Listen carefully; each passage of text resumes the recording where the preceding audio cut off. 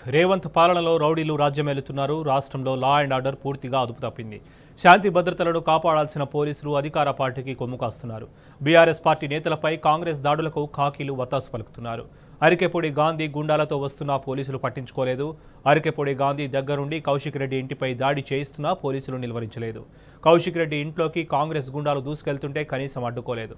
Police బలగాలపైనే Congress గుండాలు దాడి చేస్తున్నా పోలీసులు నోరెత్తలేదు.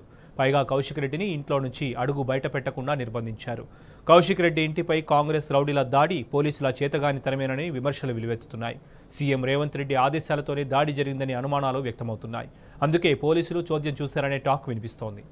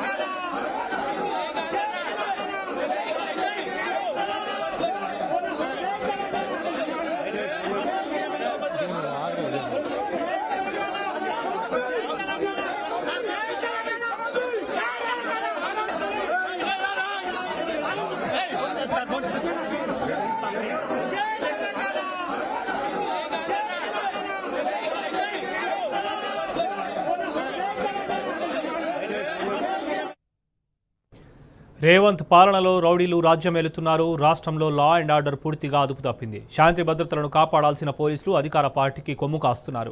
బీఆర్ఎస్ పార్టీ నేతలపై కాంగ్రెస్ దాడులకు ఖాకీలు వత్తాసు పలుకుతున్నారు. అరికెపొడి గాంధీ గుండాలతో వస్తున్నా పోలీసులు పట్టించుకోలేదు. అరికెపొడి గాంధీ దగ్గరుండి కౌశిక్ రెడ్డి ఇంటిపై దాడి చేయిస్తున్నా పోలీసులు నిలువరించలేదు.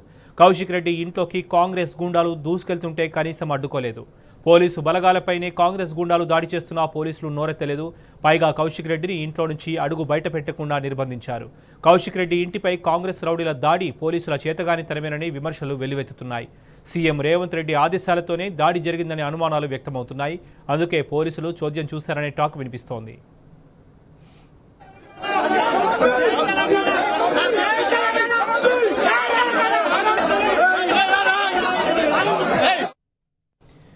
కౌశిక్ రెడ్డిపై జరిగిన దాడికి సంబంధించి మరింత సమాచారం మా ప్రతినిధి లివిల్ అడిగి తెలుసుకుందాం. లివిల్ చెప్పండి, ప్రస్తుతం కౌశిక్ రెడ్డి నివాసం వద్ద సిచ్యువేషన్ ఎలా ఉంది? ఓవరాల్గా దాడికి సంబంధించి పోలీసుల నుంచి ఎలాంటి వివరణ వినిపిస్తోంది?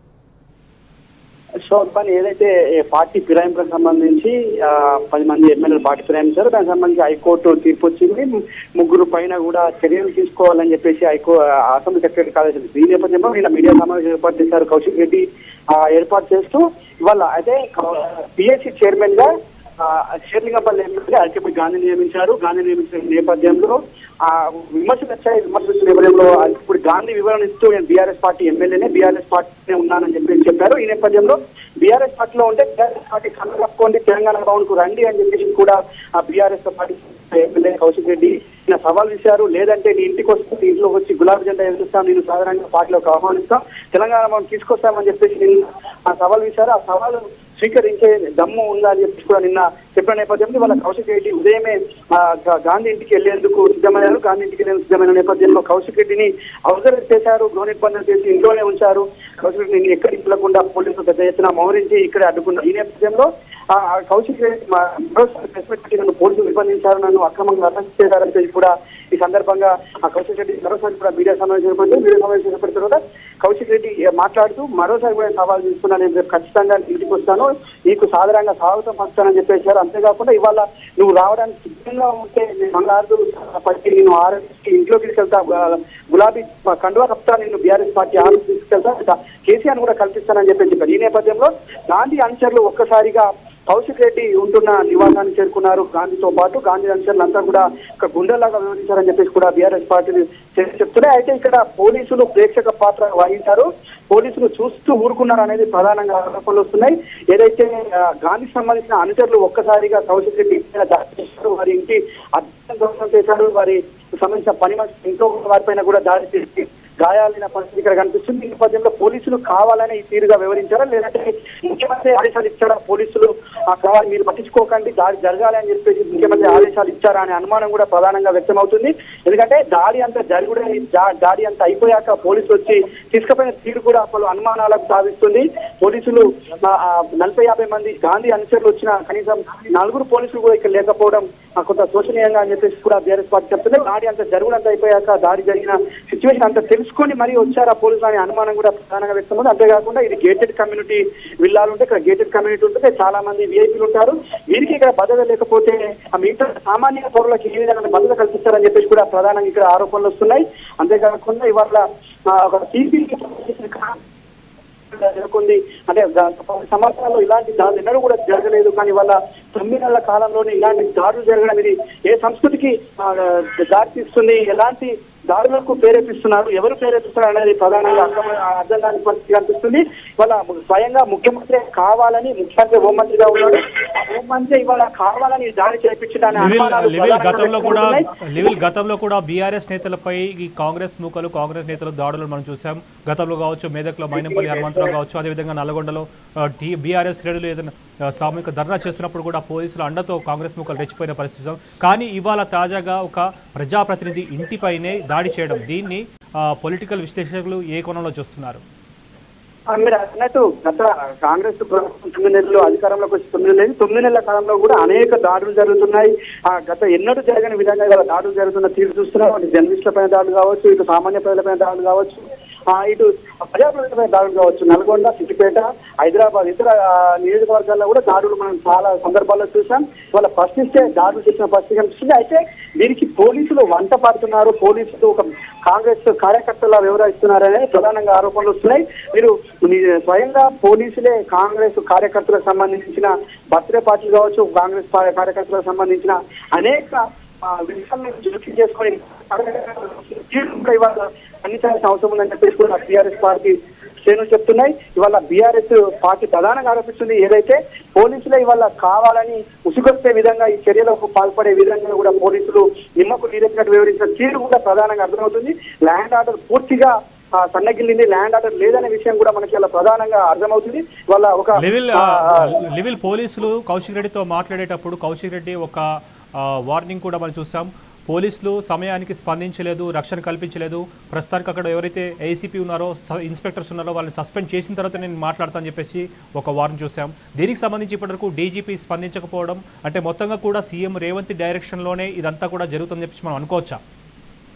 100% శోభన్. ఎందుకంటే స్వయంగా CPK MLA Kaushik Reddy phone చేసి ఏమైంది, ఒక ఎమ్మెల్యే ప్రజాప్రతినిధి నా పైన ఇంత దాడి జరిగినా మీ పోలీసులు లేరు, మీ ఒక ఏసీపీ స్థాయి అధికారులు లేరు, ఒక డీసీపీ స్థాయి అధికారులు లేరు, అసలు మీరు పట్టించుకుంటలేరు అంటే ఎమ్మెల్యేని హత్యాయత్నం హత్య చేయడానికి వస్తే కూడా మీరు స్పందించడానికి ఒక సిపితో సైబరాబాద్ సిపితో స్వయంగా మాట్లాడి మీరు వస్తారా రారా అని చెప్పేసి స్వయంగా మాట్లాడిన తర్వాతనే అది కూడా దాడి అంతా జరిగిన తర్వాత జరిగి అంత కూలే పరిస్థితులు ఆ నేపథ్యంలో పోలీసులు వచ్చారే తప్ప రాలేదు.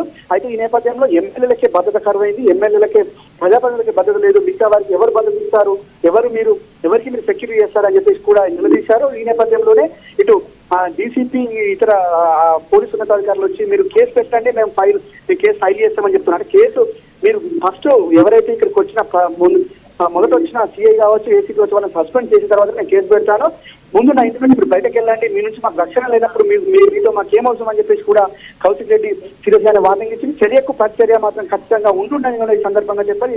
ఈ దాడిని అంతా కూడా బీఆర్ఎస్ వర్కింగ్ ప్రెసిడెంట్ కేటీఆర్ తో పాటు మాజీ మంత్రి హరీష్ రావు, ప్రశాంత్ రెడ్డి, పలువురు మాజీ ఎమ్మెల్యేలు సైతం ఈ దాడిని ఖండించారు. ఇప్పటికే పెద్ద ఎత్తున బీఆర్ఎస్ నేతలంతా కూడా కౌశిక్ రెడ్డిని చేరుకున్నారు. కౌశిక్ రెడ్డి దాడికి జరిగిన సంఘటనలంతా కూడా పరిశీలిస్తున్నారు. ఖచ్చితంగా ఇది కాంగ్రెస్ మూకల దాడిగా మేము అభివర్ణిస్తామని చెప్పేసి కూడా బీఆర్ఎస్ చెప్తున్నాయి. ఇవాళ కాంగ్రెస్ సంబంధించిన దాడి ఏదైతే ఉందో ఖచ్చితంగా ఇది పూర్తిగా ప్రభుత్వ వైఫల్యంతో జరిగిందా లేదంటే ముఖ్యమంత్రి ప్రోత్బలంతో జరిగిందా అనేది మాత్రం అనుమానాలు సాధిస్తుంది. ముఖ్యమంత్రి హోంమంత్రిగా ఉన్నాడు కాబట్టి ముఖ్యమంత్రి దాడి చేపించిన అనుమానాలు మాత్రం బీఆర్ఎస్ పార్టీ ప్రధానంగా వ్యక్తం చేస్తుంది. పోలీసులు తీరు చూస్తే మాత్రం ముఖ్యమంత్రి చేపించినట్లు కూడా మనకు ప్రధానంగా అర్థమవుతున్నట్టు బీఆర్ఎస్ పరిస్థితి కనిపిస్తుంది. Shobhan. Right level, thank you.